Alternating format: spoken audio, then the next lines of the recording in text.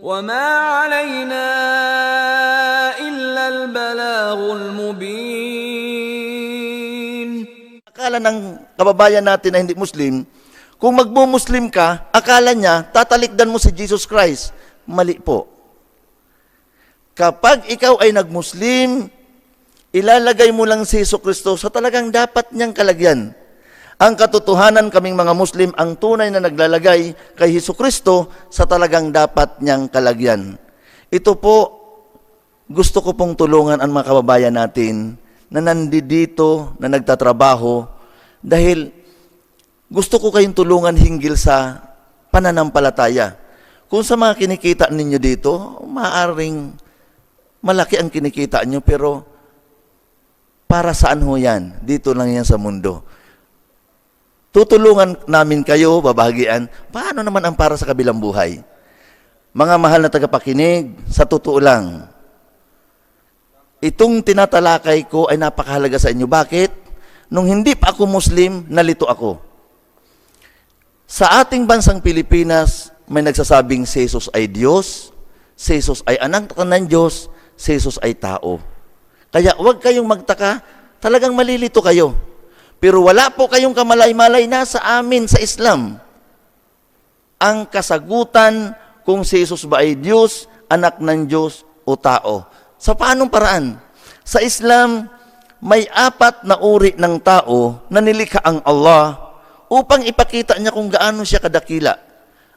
At makikilala natin dito kung sino si Jesus.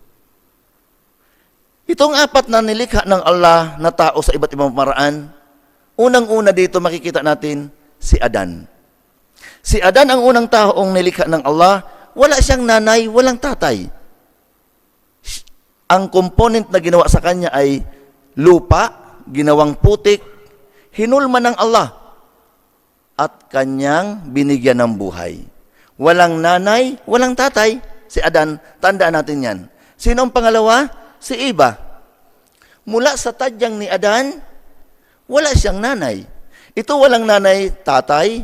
Si Eva galing sa lalaki, walang nanay. Sino ang pangatlo? Nagsiping na si Adan at si Eva. Mula sa egg cell ni Eva at sperm cell ni Adan, lumabas ang kan ni Adan.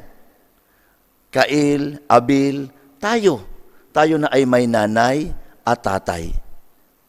Adan, walang nanay, walang tatay. Ang kabaliktaran tayo, may nanay, may tatay. Adan, walang nanay, walang tatay. Si Eva galing sa lalaki, walang nanay, nilikha ng Allah ang pang-4. Sino? Ito si Jesus. Naglikha ang Allah ng isang espiritu, linagay sa sinapupunan ng isang babaeng birhen, isinilang ni Birhen Maria si Jesus na may nanay, walang tatay, kabaliktaran ni Eva na galing sa lalaki, walang nanay.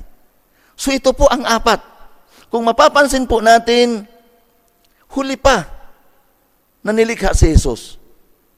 Kung titingnan natin ang 4 na pagkalikha na ito, mas espesyal ang pagkalikha kay Adan at kay Eva. Bakit? Hindi dumaan sa sinapupunan, hindi dumaan sa pagkabata, malaki na sila. Samantalang tayo at si Jesus, napakaliit ng pagkakaiba. Tayong lahat pinaglihi tayo ng ating nanay. Sino naglihi kay Jesus? Ang nanay niya si Virgin Mary. Ako 9 na buwan sa sinapupunan ng aking nanay. 9 na buwan din si Jesus sa sinapupunan ni Virgin Mary. Pagsilang sa akin ng aking nanay, normal, hindi cesarean. Saan ako dumaan? Paglabas ko, pagsilang ng aking nanay, sa puwerta ng aking nanay. Si Jesus nung isilang ni Virgin Mary, normal, hindi cesarean, kaya siya'y dumaan sa puwerta ni Virgin Mary. Paglabas ko sa sinapupunan ng aking nanay, ako'y umiiyak, ako'y dumididi, ako'y natutulog. Paglabas ni Jesus sa sinapupunan ng kanyang nanay, umiiyak, dumididi, natutulog. Ano ang pagkaiba sa atin? Maliit lang. Tayo'y may nanay, may tatay. Si Jesus may nanay, walang tatay. At sa atin mga tagapakinig na hindi pa mga Muslim, wag na wag natin bibigyan ng tatay si Jesus dahil masisira ang tatak ni Maria na siya'y birhen. Birhen. Kaya nga siya birhen dahil walang lalaking nakagalaw sa kanya. Ngayon, ano ngayon ang kalagayan ni Jesus Christ? Sa Islam, Siya'y anak ni Maria, propeta ng Allah. Maliwanag na maliwanag kapag nangangaral si Jesus Christ nung kanyang kapanahunan, binanggit ng Allah sa banal na Quran, laging sabi ng Allah na binanggit ni Jesus kapag nangaral siya, wa innallaha rabbi wa rabbukum fa'budu hada siratum mustaqim. Sa pinakamalapit na kahulugan sa ating wika, sinabi ng Allah na kapag nangangaral si Jesus Christ nung kanyang panahon, sabi ni Jesus Christ, katotohanan ang Allah, ang aking Panginoon at inyong Panginoon, sambahin siya nag-iisa, ito ang matuwid na landas. At karagdagan pa mga mahal na tagapakinig, laking gulat ko na dating Kristiyano, natuklasan ko na ang aral sa Islam. Si Jesus pala hanggang ngayon, siya'y buhay, hindi pa namamatay. Samantalang ako noon, pinaniwalaan ko siyang Diyos, namamatay at nabubuhay. Ngayon sa Islam, siya'y anak ni Maria, propeta ng Allah, pero hindi pa pala siya namamatay. At isa pang dapat makarating sa atin mga tagapakinig, lalong-lalo na sa hindi mga Muslim, si Jesus po, pinadala lamang ng Allah sa angka ng Israel. Nagtataka po ako, maraming mga ngaral sa Christian na lagi rin nilang sinasabi, Jesus Christ sent only to the lost sheep of Israel. So napakaliwanag po pala. Si Jesus ay pinadala lamang sa naliligaw ng tupa ng Israel. So ibig sabihin, si Jesus hindi pinadala sa Amerika para sa naliligaw na Amerikano. Lalong hindi rin si Jesus pinadala sa China para sa naliligaw na Chinese. At mas lalong si Jesus hindi pinadala sa Pilipinas para sa naliligaw na Pilipino. Pinadala lamang si Jesus sa angka ng Israel. Sa mga Hudyo lang siya pinadala. Kaya hindi alam ni Jesus ang Pilipinas. Hindi niya alam ang Cavite. Hindi niya alam ang Quezon City. Sa mga Hudyo po siya pinadala. At alam po ba natin na nung dumating si Jesus Christ sa angka ng Israel, sa mga Hudyo, dalawa lang ang claim sa kanya. Sabi ni Jesus, ako'y sugo ng Allah. Anong sabi ng mga Hudyo? No, impostor ka. Yun lang. Sabi ni Jesus, propeta ako. Sabi ng mga Hudyo, hindi, sinungaling ka, impostor ka.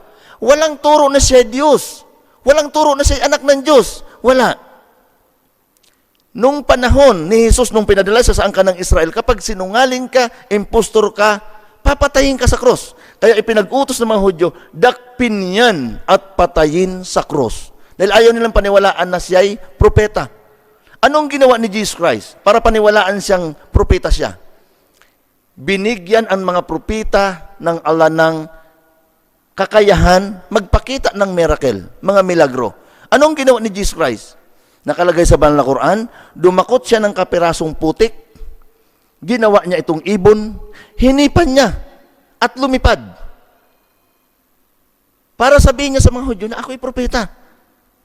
Pero sinasabi ni Jesus na hindi ito ganang akin, kundi sa pahintulot ng Allah na nagsugo sa akin. Hindi siya pinaniwalaan. Ayaw siyang tanggapin ng mga Hudyo. Dakpin yan at patayin yan sa cross. Doon na si Jesus nagbuhay ng patay, nagpagaling ng kitungin, nagpadilat ng bulag, at nagpalakad ng lumpo.